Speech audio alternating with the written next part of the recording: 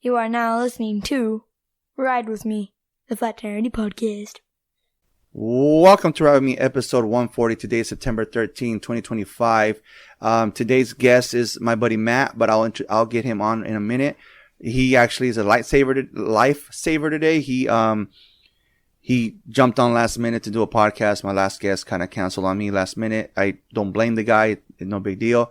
So I'm going to introduce you guys to Matt in a bit, but the hotline, guys, 818-806-8595. Give it a call, give it a voice message. If you want to call and vent, just say what's up, whatever.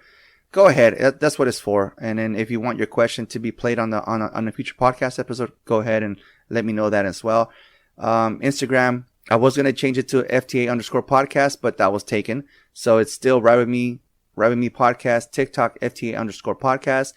YouTube, FTA_podcast, and Rumble as well. I'm on Pandora, Spotify, Apple Podcasts, Amazon, and YouTube. Please rate Spotify. You can leave a review on Apple Podcasts. Please make sure you follow, share, and subscribe. Well, I don't want subscribe, whatever. But my followers on Spotify should be going up, guys, not down. Anyways, and real quick, the sponsor. I'm going to hit the open road with peace of mind thanks to SolarX Insurance. Whatever you're cruising on two wheels, or if you need an SR22, they've got you covered. That's fast, friendly, and affordable. Don't let insurance stress slow you down. Call 877-736-4719 and let SolarX get you back on the driver's seat with confidence. Sorry, guys, I'm reading that for the first time today. So if that was wrong, sorry to my sponsor. 818-736-4719. That's SolarX Insurance. They'll help you cover it, guys. And then onto my guest here, Matt. Matt, I just met Matt today on TikTok. Literally today. Good morning, Matt. Yeah, we met like an hour ago. Literally an hour ago. And I was like, damn, I don't have a guest. I have no one on. And he was like, shit, I'll do it. So, and I have zero podcast experience, so this will go great. No problem, buddy. You're good, man. You're good. There's no stress to this podcast. I try to make it as friendly and comfortable as possible. So thank you for just jumping on, buddy. Thank you so much. Oh, you're welcome. So, like I said, I met Matt through TikTok. I started going on TikTok lives early in the morning, Saturday mornings, Sunday mornings. I've been saying it. I try to do it before the family wakes up. I try not to interrupt family time. So, Matt, what got you on TikTok so early in the morning? Honestly, I have Parkinson's, and Parkinson's people don't sleep. Okay. People with Parkinson's kind of have sleep issues. You know what? I was watching. I was going through the comments and the messages, and there's another lady on there, Amanda. Shout out to Amanda. That she said she was only on 2 to 3 hours of sleep. How the heck can you guys survive on 2 to 3 hours of sleep? I wish I had a good answer for you. Honestly, you just you get used to it. Take a lot of short naps during the day. Yeah. I've never really known. I'm not very educated on Parkinson's disease. I only know what I know because of Michael J. Fox. But having like I said, I was on here last weekend, and Amanda came up and she was like, well, this is what we have and what we're going through and stuff like that. I'm like, hey, so I was kind of encouraging her to be on the podcast, and then we got you. So I'm going to thank you for your time and everything. But before we start talking about Parkinson's disease and what you're going through, I just want to say that I'm happy to be your second choice. Not like that, guys. That sounds kind of bad. Not like that. Like I was telling people on live, hey, you're on? Are you on? So I pretty much begged him to be on. But no, man, thank you so much, buddy. You're amazing. But let's get to know who you are today before. Let's leave Parkinson's towards the end. We don't need to talk about that guy right now. Who you are today? How's your home life, buddy? Actually, my apartment burned down like a little over a month ago. Oh, you're just starting off with nothing but good news, huh, buddy? Yeah, no. So top floor was out. So my floor was kind of survived, but water damage destroyed everything. Well, that's pretty much what happens, man. These firefighters don't care. They have to put the fire out, and they have to put the fire out. Yeah. Man. But no, it's kind of funny. I've been joking. So I'm back in my mom's basement. I have a bed with LED lights on it. Uh-huh. And I've been arguing with my brother. I'm like, I'm back to being a teenager again. I don't see any posters on the wall, bro. No Britney Spears back there. Nothing. Well, give me some time. And you will? Give me some time. That's awesome. Well, that sucks. Did they find out what caused the fire? I was a city worker. He was mowing the city grass, and his blade hit a rock. Spark hit the grass. Grass caught on fire, and eventually made it to my apartment. No way. That's some weird ass stuff. That's crazy, buddy. That's crazy. And then, so I'm assuming the city's going to pay for that. Oh yeah, no. They seem ready to settle, so I've already turned in my settlement paperwork, and hopefully that doesn't take 2 or 3 or 4 or 5 or 6 or 7 years. We'll see. This guy's got jokes. I like it. Yeah. Yeah, they're responsible for it, but that's crazy, buddy. What about, obviously you say you had a brother, your parents, obviously you get along with your parents because you're back at her house. I get along with my mom really well. Actually, it's one of those things. I think most people go through that. They get older and they get to understand their parents better. And they get along better as they get older. No, okay. So hopefully, I hope that's how it works with most people. Hopefully, because I've been kind of hoping for that. It hasn't happened. So, but I'm Okay. jealous of you. So that's good. Did he freeze? I think he froze. Oh, okay. So with Parkinson's, we're going to talk about Parkinson's. I have something called deadpan face, where I just kind of like, yeah. And this goes with my comedy as well. I kind of give it deadpan, and I just have this frozen face all the time. It looked like the screen froze for a second, buddy. Yeah, that's going to happen a lot. So you better just assume I'm listening and ready to respond. Okay. All right. So, and then your sibling, you get along with your sibling, obviously. Yeah. That's awesome. How was it growing up with, how many siblings do you have, by the way? Including step family, about 11, 12, somewhere up there. How was it growing up? Did you guys all grow up together? No. For me, and my closest family is me and 2 brothers and a sister. Okay, so growing up with your brother and sister, how was that? Like, good relationship? Yeah, we all got along. That's awesome. I wish I could had a bunch of horrible stories. I mean, we have stories. I once threw a snake into my brother while he was taking a bath. And a snake? So I grabbed this gardener snake. So nothing scary. He's taking a bath. I toss it in with him, and he goes chasing me outside. But I don't know if we can swear here. You can swear. That's fine. Okay, butt ass naked. And he goes running out the door, makes it 2 or 3 steps, and then realizes he's butt ass naked. Yeah, and then he locks me out, which was an appropriate punishment. Oh, well, yeah, you had it coming. Yeah, no, I earned it. Yeah, you earned that one. That's crazy. Yeah, we don't have as kids. You know what's? No, I do have my siblings. So we have. I say that we have 2 sets of siblings. We have the ones that are born in the 80s and early 90s, and then the ones that are born in late 90s to 2000s, right? Because it was also 12 of us. And my younger brothers one day said that they wish they were born in our generation with the older ones because of the stories that they hear us saying. Like one day we drove our mom crazy. We were inside a Kmart and we're just beating each other with those pool noodles and just back and forth. And like pretty much we're having a good time. And then you hear like the younger kids say, damn, I wish we were alive during those days. Cause it seems like you guys were having the more fun in compared to nowadays. And, yeah, we would embarrass the hell out of our mom, but not even on purpose. We're just being kids, but in a public. When we first beat each other, pool noodles, but our biggest thing was taking the TV antennas and breaking them off so they were swords. Wow. How many TV antennas you guys have to buy your mom back, dude? She had to buy tons. Yeah. I'm not even sure how many. I just know that it was like somehow a delight. Like, oh, the TV antenna's broken. We can use it as the sword. You know how kids are. No thought to like this costs money and imagination. The beautiful thing about imagination. That's not a problem with that. Not a problem with that. So, with Parkinson's, do you at least have any hobbies? Well, like I kind of talked about before, I do stand-up comedy. I've done it twice. Okay. So I go and I joke about Parkinson's for a little bit. And obviously the jokes are based on personal experiences. Yeah. Let me see here. Like, shoot, let me get one off the top of my head. I can't lose a fight to another guy. It's impossible for me to lose a fight. Because there's 3 possible scenarios. Either I win the fight, which I won the fight. Second one is he wins the fight and then becomes just a jerk who beat up somebody with Parkinson's. And the third scenario is you have just 2 guys with Parkinson's fighting, and at which point everybody's just having a good time. Oh, I mean, I'm laughing, but I'm not trying to laugh. Oh, no, let's laugh.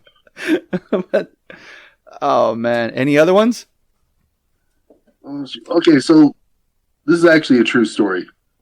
I was on the website Plenty of Fish with this girl, and we're talking, getting to know each other. Now, on my profile, it says I have Parkinson's. That's not something you can hide or something you can want to surprise somebody with. But we get to the point in the conversation where I'm like, hey, do you want to meet up for coffee? And she's like, yeah, sure. And then I'm like, oh, by the way, just in case you didn't read my profile, I have Parkinson's. 7 hours of silence, which is normal. You kind of expect that with dating apps. I hate it, but it's the way dating works nowadays. She replied with 7 hours later with, my friend just died. I can't date anybody right now, which I'm like, holy crap. She just killed her friend to get out going on a date with me. I couldn't help but feel somewhat responsible. And you've only done 2 of these, buddy? You need to do more. You got to go out and do more. Okay, no, I'm saying, no, you can tell your joke, but I'm saying you need to do more than just 2 stand-up comedies, buddy. You got to go put more shows up. Oh, yeah, no. Well, the problem is my work schedule. Oh, I okay. work weekend swing, so I'm trying to change jobs right now. Oh, okay. So I actually have an accounting degree, and I work in security. So Oh, okay. I'm trying to get a bookkeeping job from home, which should be pretty easy. I'm kind of trying to overqualify myself. So I'm going to start applying in about a week or so. Okay, all right. But that way I can work from home. I can have the night free because I'm trying to live my dream now. Parkinson's has woken me up to my dream because I would love nothing more than to stand up and do it on the regular and maybe even tour one day. There you go. So this is a job that I could do that at the same time. The hard part is, I don't know if you noticed, but I have a stutter. A little. And that's due to Parkinson's. So whenever I do comedy, I have to really prepare. It's hard to throw jokes out on the fly for me. Gotcha. So I have to have something really prepared. So yeah, and that's once again thanks to the Parkinson's. But then I get a lot of my jokes from Parkinson's, so it's double-edged sword, I guess. There you go. Yeah. What about so I mean you told me you grew up in Utah. Utah? How's Utah? I've never been to Utah. Utah's a beautiful state. I always know which direction is east because the mountains are in the east. So when I joined the military, I went to Texas and I had no idea where direction-wise where I was. There were no landmarks. They were right there, just one flat state. Drove me nuts. Yeah, I bet. What is that? Anything interesting in Utah that some of us never been there need to know about? I know you guys have a nice lake. It's only 5 hours from my house, and I want to go. Are you talking about the Great Salt Lake? Is it like at the tip of Utah, like at the bottom, closest to California? I'm closest to California. Let me see. While you talk, I That's Google. the lake with the dam, with the kind of on the way to Vegas. Yes, I believe so. Yes, I think What I lake even. is that? I think I even liked it on my. I think I even liked it on my app on my phone. The funny thing is, I found a boat with my last name on it there, just kind of in their Oh yeah. tourist area. So I remember the boats. I can't remember the name of the stupid lake. Let me Or see. I want to say Hoover, but that's not Hoover. Sevier Lake. Sevier Lake. Let me see.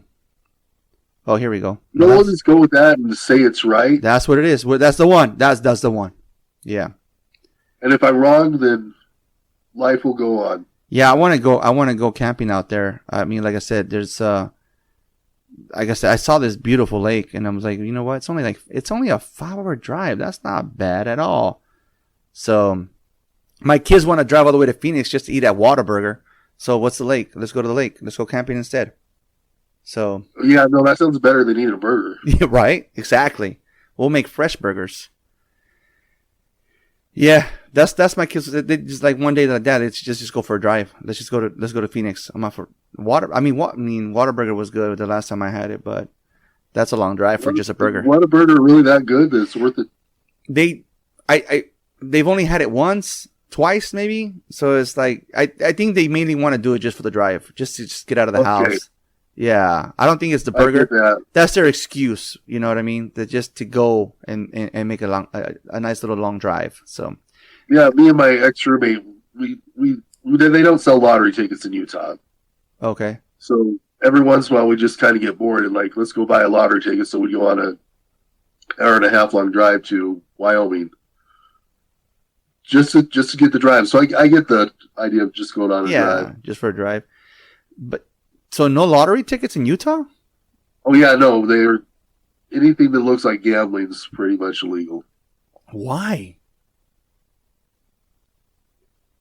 Well, I don't want. No, don't worry about it. No, don't. I'm just shocked. Well, it's the Mormon church, and I love Mormon people. Gotcha. So it's like I don't want to like attack Mormons and gotcha. It's a Mormon state, right? Is this what it is mainly? Yeah. That's right. I knew that. Come on. Oops. I knew that. All right. So you said you went. Let's go back to business here. Military. You say you joined the military in 2005. I mean, how old were you when you early 20s? I'm assuming. Yeah, early 20s. So I spent the first couple of years after graduating high school just really twiddling my thumbs and playing video games. Then you get to the point where you realize, I had to do something with, to make money. Yeah. Any favorite memories from the time serving? I'll be honest, I was the worst military member ever. Please don't tell me you shot yourself just to leave. No. Just, I remember talking to my TI once in basic, and like, it's one of those few times where you're just kind of talking and not yelling at each other, and I'm like, just turned to him like, do we have to march everywhere? I don't understand this marching thing. I don't know what we're accomplishing. And he's like, he turned it right back on then and started yelling at me. But because you're asking questions about marching. Because it just seemed like it's the only way. Like, we're just walking in a weird manner. Is that your favorite memory of the service? Might be. I mean, there's the first one that came to mind, so I see why not. So I started out in maintenance. I'm mechanically challenged, so that was a mistake. Went to IT, and they put me in a job that didn't exist or was going away, so I never got trained.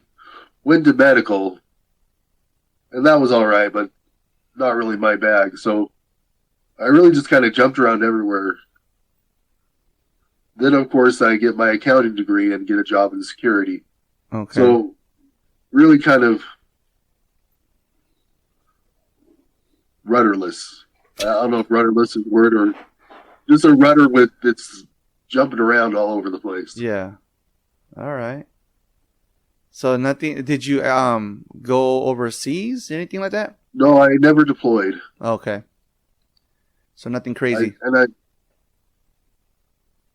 I mean, I was a reservist, so I was always ready to deploy. That just never happened. Okay. So as I've been there, I worked at a box factory. Now that's the worst job I ever had. What was it again? I'm sorry.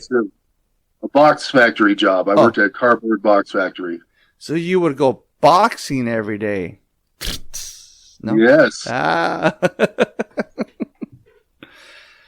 box. You know what? I think my brother said he worked at a box factory in Texas as well. Yeah, there's an episode of The Simpsons where the kids go on tour. This is early Simpsons. I have no idea what's happened with them post 2005. But they go to a box factory on a school tour. If you work at a box factory, it makes the episode 10 times funnier. Oh. Because you guys get the references, right? Yeah. That's funny. I remember once, so I'm at work and I closed the machine in on my pinky right here. This guy crushes it. Now here's the problem. The machine, it's about 8 feet or 7 feet, doesn't matter. Too far for me to reach over and push the open button. So I'm there with the broom handle, fingers stuck in the machine, trying to push a button with the broom handle, which has a barrier over the button, so you can't just press it. So it's an impossible task to begin with. And I'm anyways, at the end of the day, I had to call my supervisor and like, hey, boss, I'm stuck in the machine. He's like, what? I'm stuck inside the machine. He's like, I'm on my way. I'm just kind of confused. Gets there, opens it. Looks like a Twizzler. Oh! The machine opens. Ouch. Ouch. Was that your last day? No. No. How many days you get off to fix that finger? Oh, I had to be back at work that night. Damn. They sent me to the hospital. I got a brace, and it's like, well, we can't let you leave for the day. I'm like, why not? Well, we just can't. Never was given an explanation. So I sat in the lunchroom and waited for my day to end, and I was back at work the next day. Damn. Putting on cutting dies and. That's crazy. Don't ever work production. They are cold. I actually worked production back in 2007, 2008. It was for a winery, and all we did was there was two of us. Every hour we would switch, and it's just unloading empty boxes of unloading boxes. So pretty much they're wine boxes. The bottles are upside down, so we're pretty much slamming these boxes on the conveyor belt and moving the box and let empty wine bottles go on the conveyor belt, and then they obviously fill them up with wine. And did you ever get any free wine from I that, actually have a couple of wine bottles on top of my entertainment center here. That one of them is from 2005. So it's all kosher wine. I didn't even know what kosher was. I thought kosher was finger foods. No, it's a thing that only rabbis are allowed to. So pretty much one day the machine came to a stop. And the other young man that helped me with the unloading the bottles, he accidentally, well, no, not accidentally, but he went and opened the machine where all the bottles go into to get filled, and there was fresh wine in the lines. They had to, the rabbi had to go to the back, cut the line, and all that wine that was already in the lines went to waste because us normals people can't be doing that. We can't be that it's no longer kosher wine that we went and opened the door. So like, oh dude, yeah, you changed it. Yeah, so he didn't get in trouble. He didn't get fired or anything like that. But yeah, it's the machine stuck, and his first thing was to go and see why it was stuck, and it wasn't his job to go check. It was the rabbi's job to go check. And they were nice people. They were like, after we were done our shift and everything, and clean them. And then when there's no wine in the lines, we were able to clean the machines and take these little tiny pieces apart and wipe them down. And it's a trip. Re-lube them up, put them back on the machine. And that whole cleaning process took us like 2 hours, and we were just doing it. Once we were done, the rabbis would come in and call us into the office, and then we'd be all sampling wine. See, I think that's some of the people, because you think live work, you think just tedious doing stuff. What you don't realize is the maintenance of the live work is even more tedious and more painful. And we would take apart literally the machine, like the inside of the machine where all these little gadgets would go in and out. And it's like the wine bottle would go through here and the tip of the wine bottle and all these little compartments. And it wasn't just one. It was like, cause the thing would rotate, and it would rotate in circles, and it would take a bottle every single time. Boom, boom. So we're talking like maybe 20 bottles at a time. So we had to take apart this machine that would fill like 20 bottles at a time. And it was a trip. And then the labeling, and then the same those same bottles would come back in a box. The same box that we just emptied would come back on the other side, and all we had to do was tape it up. It would go on the pallet. The pallet would build itself, and then there was a machine that would just shrink wrap it. So, but the more manual labor. We need a shrink wrapper. Huh? We need a shrink wrapper for some of the boxes. That thing's pretty cool. It's just the pallet would just go in circles, and the shrink wrapper would just like do its thing. Incredibly fast. Yeah, and then I did that for a little while, and then so because all these memories started coming back to me recently, because the company that I work for recently took over the stills and whiskeys and everything. So they're showing us pictures of the back rooms and their tanks and their distillers and everything. And I was like, yeah, I remember going back there and pressure washing the ground after like a month or two of them. Hey, we got to clean the floor. And I'm back there just pressure washing, writing my name on the floor with the pressure washer and shit. And then obviously cleaning it up. But, I'm just getting a bunch of memories with all these new trainings that we've been going through lately at work. And I was like, wait a minute. I wonder if my bottles are worth anything. One of them from 20 years ago. 20 years ago. And it's right here in my office. In my podcast studio. So I don't know. I know that you have to keep wine at a certain temperature for who knows how long. So I've never refrigerated it. It's always been in room temperature. Oh, I've always been a box wine guy because it just seemed more economical and sensible to me. Yeah. So those are what happened? And I was saying, and that you refrigerate it. At least I do, because I like things chilled. I don't know. I'm not a big wine guy, but when I do get it, it's in a box. I have it I consider it a trophy to me, because it's a trophy. I filled that bottle. Like I said, I have two of them. I had a buddy of mine that came and did the podcast when I was hooked on Game of Thrones, and he brought me these 3 little wine bottles with the Game of Thrones logos on it, and they're up there. Didn't drink them. Oh, that would be sweet. Yeah, they're up there. They're, like I said, I consider those my trophies. So, coming from a kid that didn't do sports coming from a guy who didn't do sports as a kid, to me, like, trophies like that are very, like a sentimental value. Like, for me, like my wife, for example, my wife ran the LA Marathon, I think in like 2004, 2006. And when she moved out to where I lived at, when she moved down to Oxnard, because I'm from Oxnard, originally from Oxnard and here in California, and she's from Baldwin Park, where they had the very first In-N-Out. And so she went to live to Oxnard for a while, and then when she came to visit one day, she found all her stuff in the trash. All her stuff's in this trash.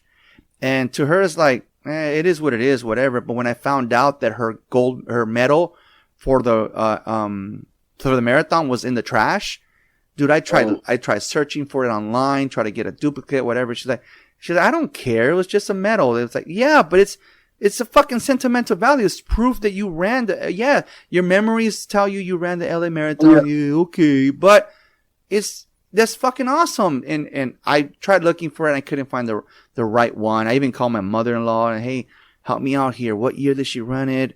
Blah, blah, blah, blah. Because to me, I'm like, that's something worth having. You ran the fucking LA Marathon. Not everybody can say that. Yeah, no, I've done half marathons. I would love to say I've done a full one. Yeah. That's half marathon. Well, full marathon's what, 26 miles? 26 miles. So 26 point something. Full marathon's 13 point something. When did you do your marathons?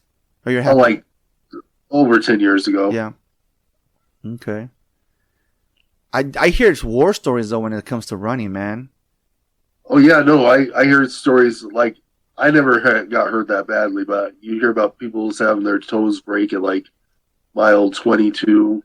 Wow. Or some crazy thing. And my wife said the worst thing that happened was when she was done running, her legs felt like jello. Like damn, that's crazy. But yeah, she's done that. She did the LA Marathon. But let's get back to you, buddy. What did you first notice? What was the first signs that you were getting Parkinson's disease? Yeah. It started out with numb fingers, just at the tips. Okay. I've heard that one. And then eventually my hand just started to become less and less mobile. So less agility in my fingers. And of course, as a responsible person, I ignored this for about a year.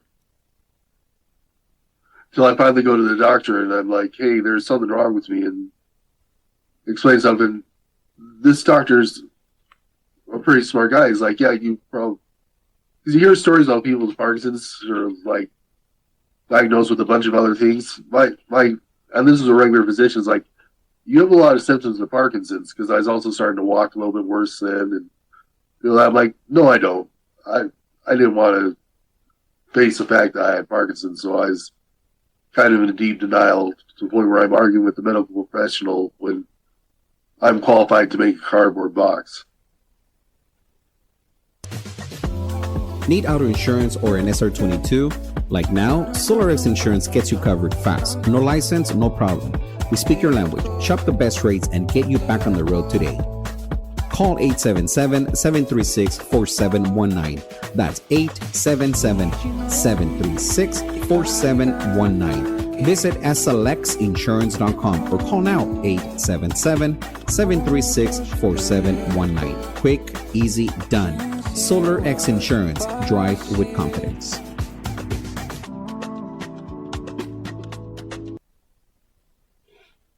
So a lot of denial on my part.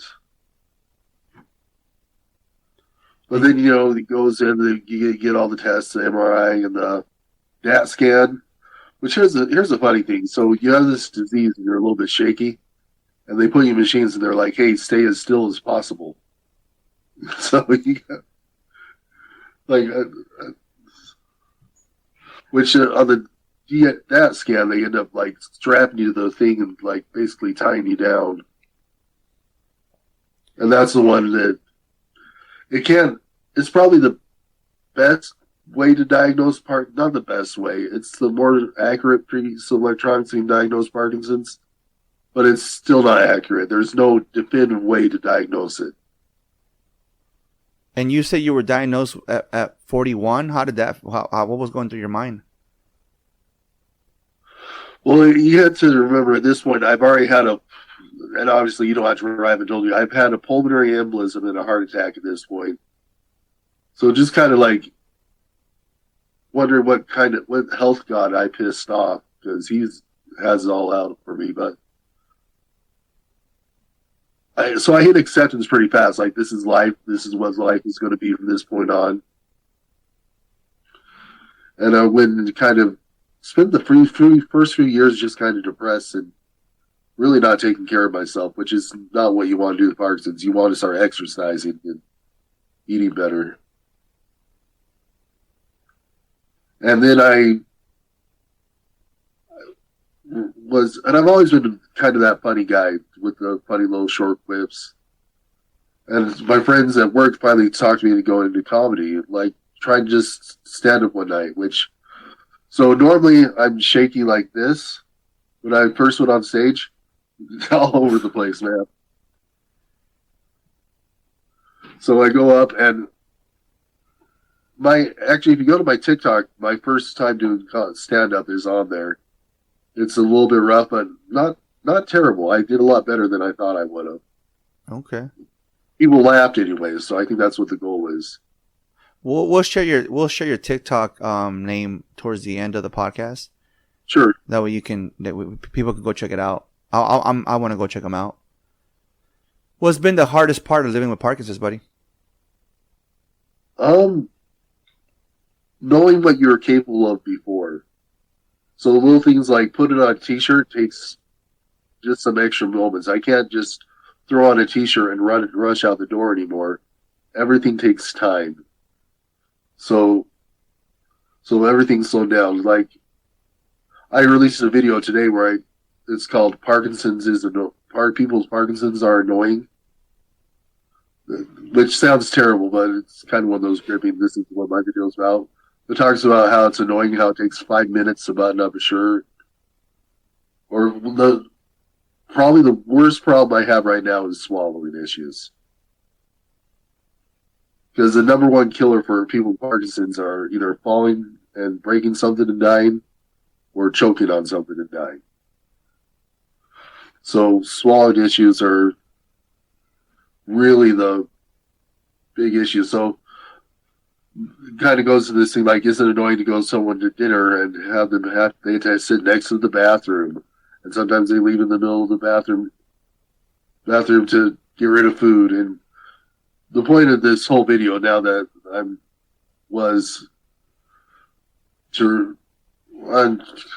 sorry, I also stutter and get lost in thoughts. No worries. Well.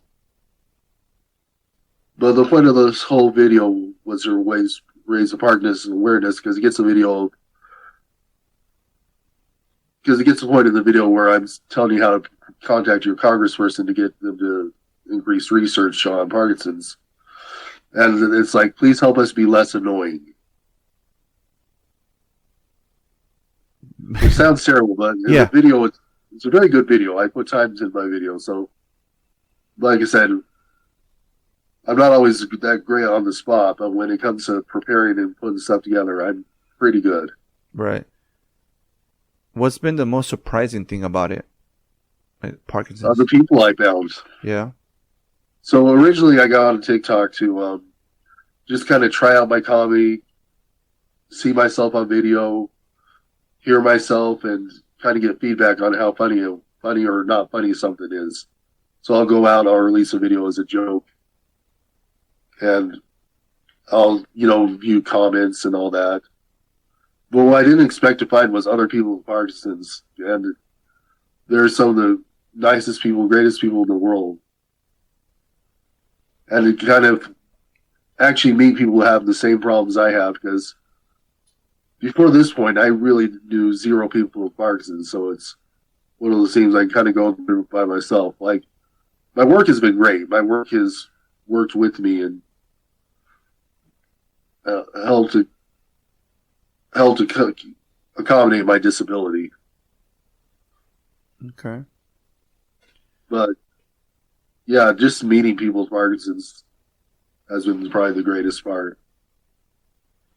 You already talked about obviously you were able to do stand-up comedy because of Parkinson's. It motivated you to do it. But what was it like the first time being on stage? Terrifying and exciting and amazing and horrifying. All of the above, huh? All the above, and I just want to get back up there. Like I said, I'm changing jobs. Like I said, bookkeeping, you can do it from home. I have an accounting degree. I'm overqualified for it. So I can do that and just have my nights free to go and tell jokes. There you go. What was do you remember the first joke you told in front of a crowd? Actually, yeah. But it was a very simple one. I said, the great thing about having Parkinson's is I have a vibrate mode and it's always on. That's a good one. That's a good one, buddy. I've actually put out a dating profile and nothing's come of it. Well, but, then, I keep trying. Hey, never give up. What makes you keep going with comedy? What makes you just... There is a thrill when somebody finds a joke really funny. Yeah. I don't know if I should, I'll tell a different one because the other one's kind of tricky to tell. And I'm not, like I said, I got to prep before it. Exercising has actually gotten easier for me since I got Parkinson's, which sounds weird. All I have to do is put a Fitbit on and shake. Your steps. And the great thing is, the worse my condition gets, the more exercise I'm going to get. So I can get in progressively better shape just from that alone.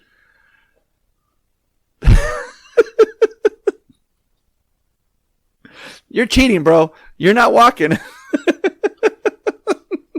The Fitbit's counting my steps, and that's all that matters. Right? Are there any comedians you look up to? You know what? I still love Louis C.K. I know he got into trouble for years ago, but some of the stuff he says, like, man, now I can't remember stuff he says. Brain damage. I mentioned that before. I'm brain damaged. Parkinson's is kind of, I always joke that I'm brain damaged, so whenever I get to the point where I can't remember something. So I have another video where I actually talk about this. I'm like, it's called local memory, something about memory recall. So basically, you'll want to say, "Give me that pencil. Can you hand me that pencil?" But you can't remember what a pencil is. So my hack that I came up for is anytime I can't remember a word, I say, "Can I get a cookie?" Which doesn't solve any problems, but there's a chance you'll get a cookie.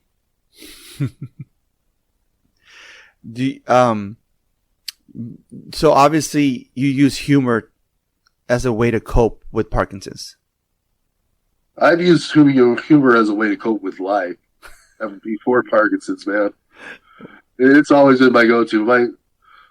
Like I said, I have this stone face that seems emotionless. Yeah. And I'm always just trying to say funny stuff. It really throws people off, and I get joy out of it. I think one of your bullet points said something about technology, technically challenged. Technology challenged?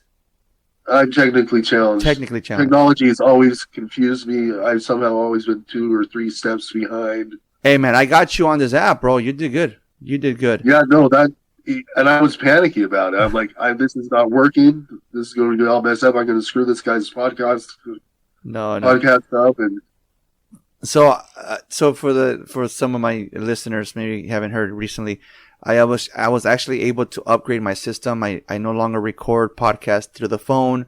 I'm actually using a laptop. This Matt here was able. He doesn't have Instagram, so he was able to.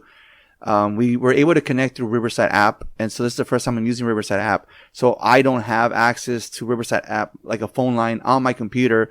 So I was able to email him the link, and then I'm like, okay, I don't think he got it. I don't think what's going on. So I was able to Google Drive myself the link to get it on the phone to be able to text it to him, because he was very kind enough to give me his phone number so we can find a way to communicate.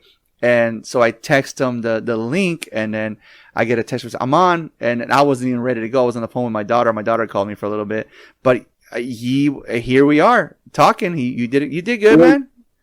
You got to remind me, if I don't cancel this app within 3 days, I get charged $76 or something like that. So no, I don't. I subscribe to it. It's like 3 days free, and then this. Okay, yeah. Go ahead after you're done with this conversation. Oh, yeah, no, I'm not keeping it. Yeah, no, go and unsubscribe and delete it, because Riverside app is mainly free. But then again, you're just a guest, so you don't need to have it. Unsubscribe and delete it, buddy. Oh yeah, I had no intention of paying that. Yeah, no, I don't want you to pay for it for something that you were doing here for free. Let's see here. What has been the biggest change in your life since Parkinson's? Parkinson's. Am I saying it right? Parkinson's. Getting dressed. Getting dressed. I think you said that earlier. Yeah. I know we've already said that, but I get to park at disability parking now, so that's kind of nice. That's the plus side. That's a plus side. I'm called out. So I've been going nuts over this thing called the parking cart dilemma. People think I'm insane, but so let's say the Walmart's 20 feet away from you, and the parking cart return is 20 feet further into the parking lot. So if I go to the store and back, that's 40 feet. Then return the cart is 40 more feet. I gain nothing by parking in that spot, walking wise. Right. So if I park next to the thing, it's 80 feet in, 80 feet out. Anyways, like, I've been going nuts on this, and people would look at me like I'm the craziest person in the world. Like, it doesn't benefit us at all. So it's... What message do you have? What message do you hope people can take away from this story? Find something you're passionate about and go for it. Okay. I wish I could have tried comedy out beforehand, but this is just kind of one of those, call it a midlife crisis, call it whatever you want, one of those eye-opening moments of, you only got so many days. And find something you're passionate about. Go for it. Yeah. Because I get no greater joy than when somebody laughs at one of my jokes. All right. No, some of them, I laughed at all of them. You're good, man. I mean, like I said, I wish I can listen to the whole stand-up comedy. Is it all on YouTube or anything? Or the first time I went up, it's on TikTok. Okay. And how long are they normally, the stand-up, the show? That was 3 minutes. 3 minutes. Oh, okay. So yeah, it seems like there's minute times. I didn't look at this more. Like 3 minutes is where you kind of start out. You did a 3-minute set, then you increase it to 5 to 7, and start getting longer and longer. Okay. So that's the nice thing. As I've been making my videos, I've been I put stuff that I can put into my act and eventually put on stage. Okay. All right.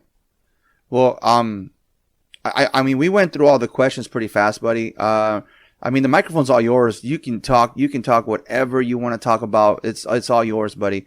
Like I said, the questions were asked already. So anything else you want to share, it's all you, buddy. Oh, we're going to talk about the National Parkinson's Project. Let's go. That's right. I think that's what you guys were talking about. Yeah, this is all you, buddy. Go ahead. So this was a law that was passed through Congress a year ago. National Parkinson Project. It's meant to fight and research Parkinson's. However, it's never been funded, and a committee's never been put on it. So it's just kind of a useless bill at this point. So what I need you to do, anyone who's listening, is it's hard to get there. Not too hard. You can Google, contact my congressman via Michael J. Fox Foundation, Parkinson's Research. Put those 3 phrases in there. It'll bring up a page, and you put your address, and it has a preset letter that will be sent to your congresspeople, and just tell them how important Parkinson's Project is, the National Parkinson's Research is.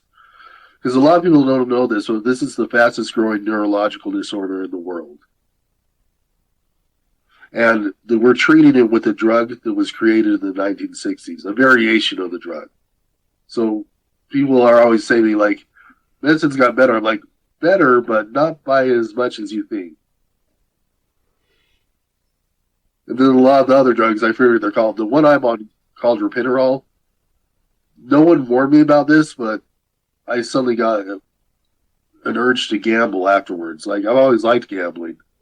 But let's just say I went to Vegas once and I lost like $3,000 when I normally I go and I lose like $40 and I'm done. Yeah. I just couldn't stop. It's like I need to keep feeding this machine and feeding and rewarding the dopamine receptors.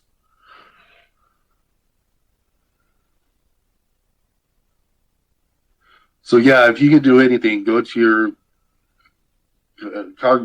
contact your congressperson. Tell them Parkinson's research is important because it's growing and it's growing faster, and we're getting to the point where it's going to be either you or a loved one who you know that has it. Right. Well, what we can do after this, you can if you have access to it, if you can text me the link. So when I post this episode on your episode description, I can add the link to the bottom of the podcast description. Oh yeah, I definitely will, because and any other information you want me to, if you know of any other TikToker pages that are supporting Parkinson's disease, any other websites, anything you want to share, buddy, send me the links. Let me push my page. Huh? Let me push my page. Yeah. My TikTok page. Yeah. I'm on there. I'm called, if you want to look for Parkinson's Matt. Parkinson's Man? Or if you go for Barbie 3212, I think that's what its official thing is. But Parkinson's Matt's always the easiest way to find it. And you'll find a lot of my jokes, a lot of my comedy. I'll go on TikTok and actually copy your actual name word for word, letter for letter, so that the guest can find you. And I'll add that to the episode description. Because it's really funny. We're talking with people in our group live chat the other day, and the guy's like, "I don't need attention. I don't need to be loved." I'm like, "I do. I need people to love me. Yeah. I need support." He just being in denial, like you said earlier. He's just being in denial, buddy. Yeah. But yeah, man, we have a little bit more time, buddy. I don't know what else you want to share. Or you call it. I told you about the fire. You did. We talked about the fire. Let's see here. Looking at your notes. Let's see here. You said you had a great relationship with your parents. We talked about your stand-up comedy. Let's see here. We talked about your hometown. Boxes. Talked about boxes. Man, that's exciting. Who doesn't want to listen to a podcast about cardboard This is boxes? the only podcast that we're going to have a conversation about cardboard boxes. Nah, you're good, buddy. You're good. I understand. I give you props for having the courage to do this. Like I said, I've never had somebody come on the podcast with Parkinson's, obviously, and you're doing good. Like I said, we just flew through the questions. I try to keep my podcast episodes at about an hour, and we pretty much flew through the questions. Or there was Where are we at? Because I haven't been timing. Oh, we're at 50 minutes. Well, 50 minutes. So we need. I usually record an hour, but if you gotta go, you gotta go. I don't care if you got. No. I want to make it a full hour. I don't want to be accused of quitting towards the end and like. You're like at maximum effort. That's okay. You're at a, what's it called? If you're running a marathon, a half marathon, you're about 10 miles in, buddy. You got 10 miles in. 3 more to go. Well, we killed a little few minutes by talking about killing time, so that was helpful. That helped. Okay. Any other stories, childhood stories, anything you have that you can think of, anything you remember? We talked about military too. I mean, that wasn't. It's sort of a random childhood story that might be pointless, but kind of will kill time. Yeah. So, my brother, we were riding bikes through the neighborhood, and he's my little brother, so I we get to be faster than him, but you got to keep an eye on him. So I spent the whole time. This is the first time I broke a bone. Ooh.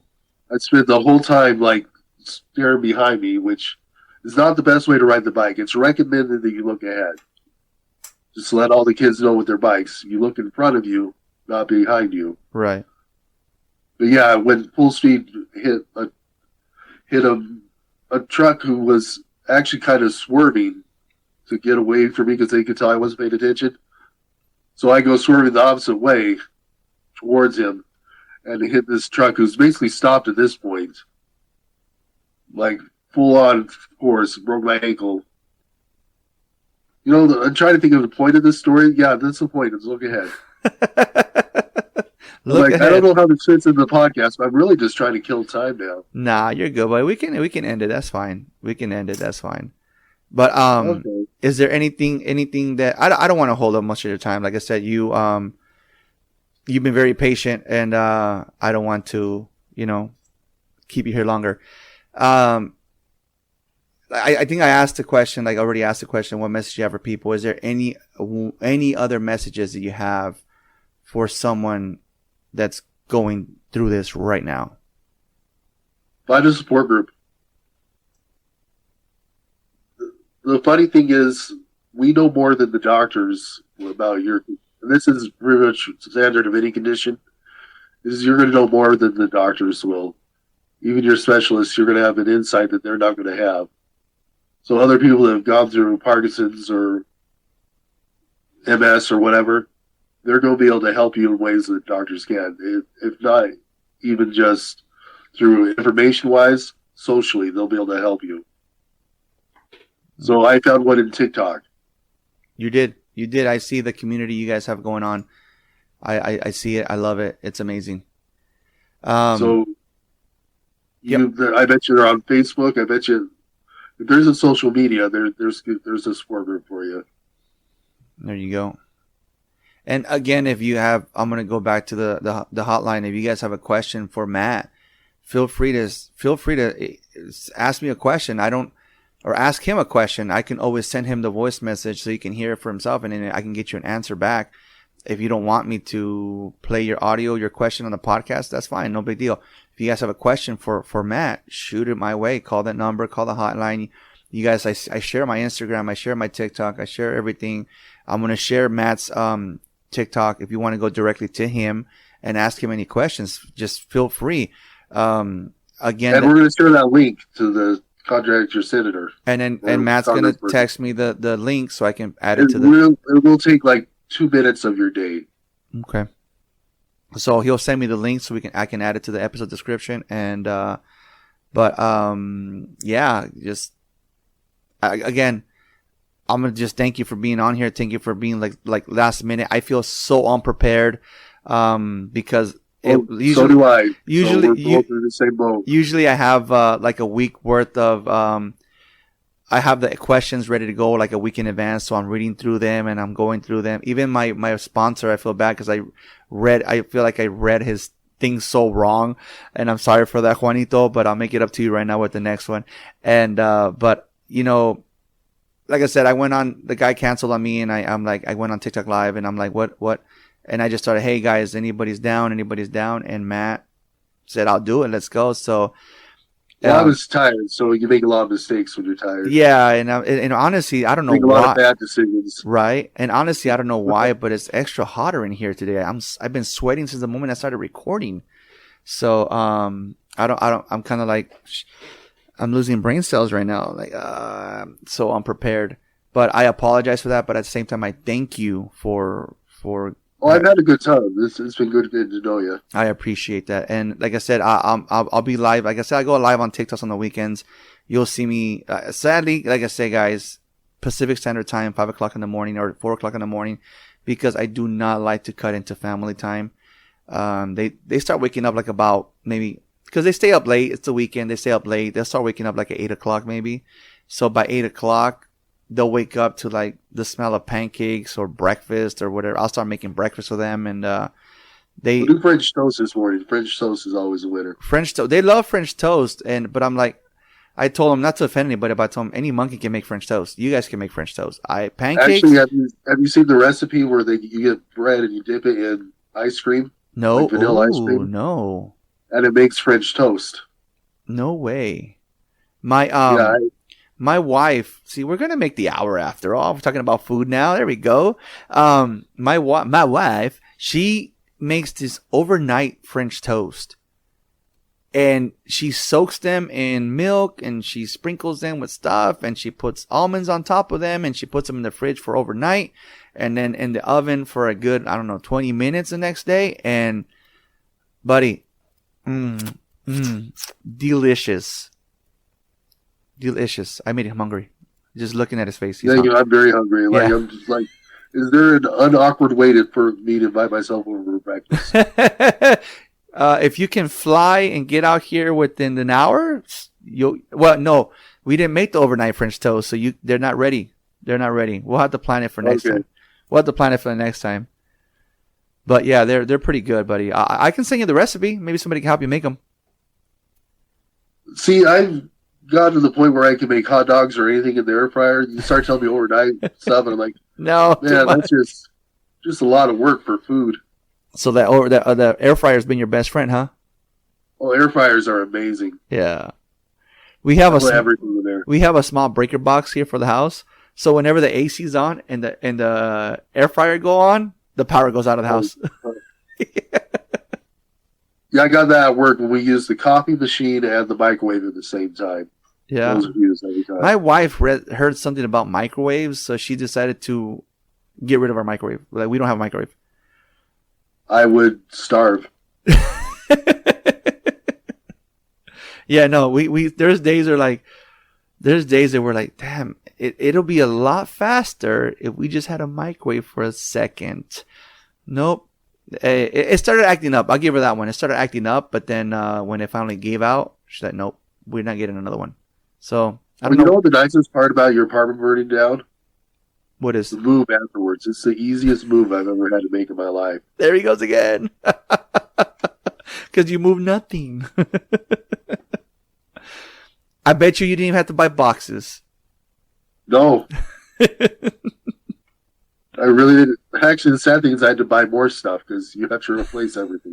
So it becomes a sadder story. But yeah. Well, like you say, you find a positive out of everything, right? You got to. It's how you face life. You can either be bummed and depressed, or you can keep pushing on and find the funny and move on. There you go. There you go. But I'm gonna go ahead and, like I said, we're there, buddy. We made it. And Most of the time you see it out of my face, I'm like, can I do this for an hour? We made it, and yeah, and like I said, man, you've been wonderful, man. Like I said, I'm gonna repeat myself. You just like said, "F it, let's do it," and Yeah. like I said, you're texting me stuff, and I'm like, I usually prepare way better than this when making questions, but hey, I appreciate you, man. You came on and you did it. Good for you. You're doing me a solid, and at the same time, you're spreading awareness. I just hope somebody found this entertaining and somewhat entertaining. I'm sure they did. I'm sure they're going to laugh at me. They're like, this guy wasn't even fucking ready. What a loser, It's a good topic, and he wasn't ready. A great topic, and Flat Tire Andy was not ready. But again, guys, I'm going to share the hotline number is 818-806-8595. Again, Instagram, Ride With Me Podcast. Ride.with.me.podcast. I want to change it to FTA_podcast, but it's taken. TikTok, FTA_podcast. The same thing for YouTube, FTA_podcast. Rumble, I haven't posted every video yet, but I'm working on it. I'm also on Spotify, Pandora, Apple Podcasts, Amazon Alexa. On YouTube, you can rate me on Spotify. Follow on Spotify. You can rate me on Apple Podcasts. Guys, when you're listening to the podcast, the beautiful thing about something, or even on Spotify, if you're listening on Spotify or YouTube, you can leave a comment or a question on the episode itself. So I can see those. I can share them with Matt and Mac. I can get feedback for you and say it on the next episode or so, not or whatnot. Follow, share. And again, this episode was brought to you by SolarX Insurance. Fast, friendly, and affordable coverage you can count on. Need an SR22? You ride a motorcycle? Already have insurance? SolarX has you covered. They help all drivers no matter the situation. Call today at 877-736-4719. That's 877-736-4719 and get back on the road with confidence. See how more professional I read that one? Because that one I read from... Thank you. He's clapping for me. That one I read multiple times, so that one was a lot easier to say. And again, Matt, thank you for doing this, and you are welcome to come back whenever. We'll keep in touch on TikTok. I'm gonna go watch your videos, and if you give me the okay, I will share your videos on my TikTok. Share me. I will share you. I need people to pay attention to me, and I need to be loved. He wants to be loved. He wants to be shared. Matt, like I end every podcast, buddy, thank you for riding with me. Thank you. Thank you for listening to Ride With Me, the Flat Tire Andy podcast. You can also listen to us on iTunes, Spotify, and Podbean.